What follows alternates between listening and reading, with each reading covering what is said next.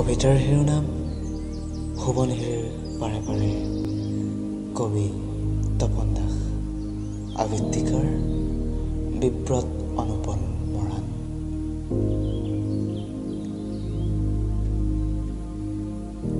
সোৱণশিৰিৰ পাৰে পাৰে।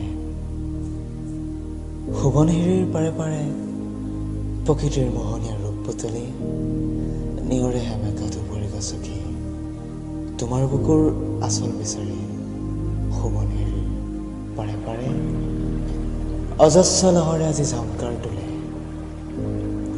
দূৰণিৰ আকাশত কোনে বা হুহুৰিয়ালে ৰিঙিয়াই মাতিলে নকা তোমাৰ চঞ্চলা হাঁহিত জলমলাই উঠে সোৱণশিৰিৰ দুটি পাৰ। কি যে মাদকতাৰ মোহানি গলা মুগ্ধ ইয়াত তোমাৰ আলিংগনতাৰ সুবাসে উতনোৱা কলিজাত আবিৰ সানিলেহি আউলি বাউলি মন আছে তোমাৰ ঠিকনা বিচাৰি।